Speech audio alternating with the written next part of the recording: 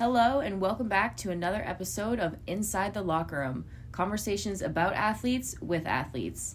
I'm your host, Natalie Peterson, alongside my co-host, Chris Carbone. So, Chris, do you want to tell the crowd what we're getting into today? Today we've got an interesting topic for you guys, something I'm sure Natalie is very passionate about, and one that I have interest in as well. Today we want to talk about the topic of NCAA women's lacrosse and if it should allow full contact. Yeah, you're certainly right about that one, Chris. I'm very passionate about this topic, and it's something that I've battled back and forth with both sides for years now. So for a little bit of context for those who might not know, Chris and I are both captains of the Dean College lacrosse team. Obviously, Chris is on the men's squad and I'm on the women's, but both our teams have faced a lot of similar adversity throughout the years. You know, being at a Division III level, program funding has probably been the biggest issue for sure.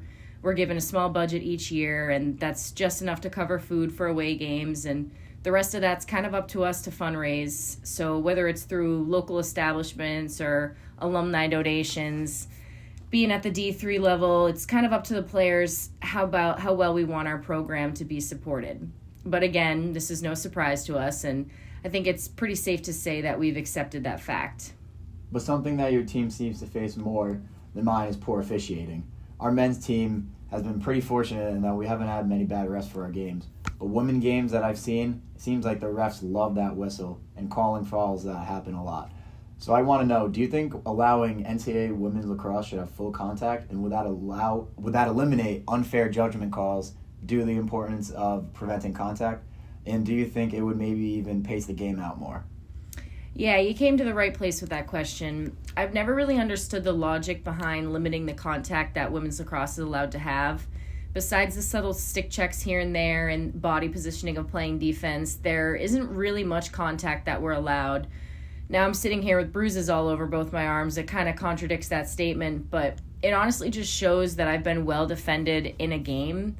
And I can kind of explain that out for you. So when an attacker has the ball and they're being well defended, like myself if I'm on attack, there's a player directly dominant on my hip. So since I'm a lefty, my defender should be tight on my left hip, trying to limit the range of motion that I have to get a shot off.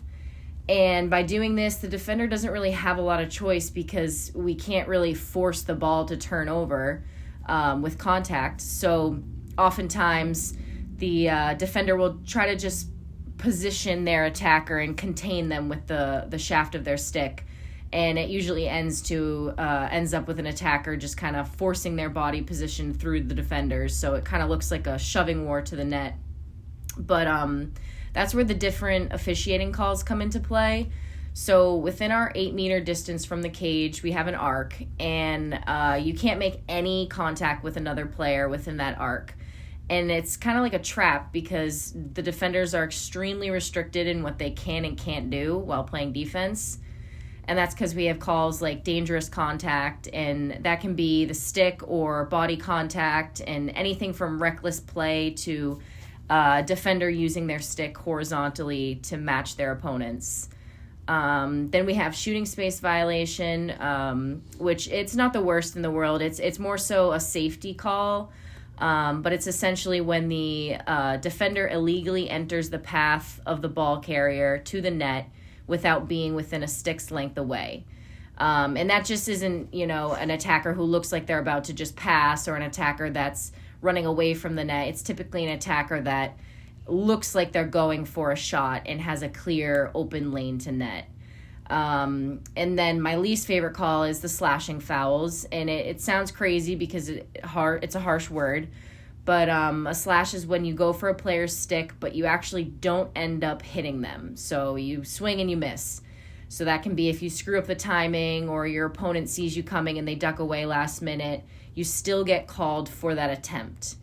So to answer a piece of your question, yeah, I do think that allowing full contact in women's lacrosse would definitely speed up the pace of the game and prevent from all these, whistle-happy refs. But we definitely wouldn't have to stop the play every 40 seconds and turn over the ball. So I would love for that. No, I definitely agree with you. I don't know all the logistics of women's lacrosse, but I definitely think that the pace would increase for sure, and that would be with more contact allowed. But with that comes more equipment as well. So correct me if I'm wrong, you guys only wear goggles and a mouth guard. Yep, that's it. Yeah, so now you guys will need everything. You need the helmets, shoulder pads, gloves, elbow pads. That'll be everything that men's lacrosse wears.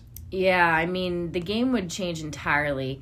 The injury rate would increase, training would evolve. I mean, even recruitment would look entirely different. The game would go from what we know of it now to a game with a increased physicality. So our defense strategy would need to change, and now that players, or if players would be allowed to dislodge the ball or their immediate attacker, defenders would have to completely change their plan of attack. And then on the flip side of that, offensive strategy would need to evolve with much more finesse and quick critical thinking on ball. And I also want to point out that the transition between the boxes would be much higher risk, high reward situations. With having legal hits, turnovers would be forced much faster. And I think that would make transition plays way more chaotic and exciting for us. Yeah, so before we wrap up, I got just one more question. Do you think you'd be able to adapt to full contact women's lacrosse?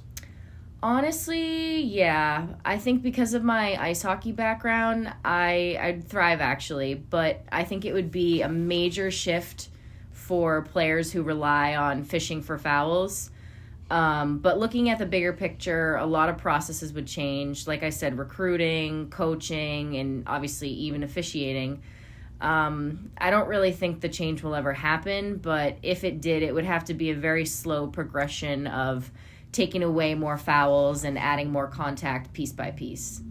That's all the time we have for today. Once again, I'm Chris Carbone, joined by Natalie Peterson. Thanks for tuning in to Inside the Locker Room.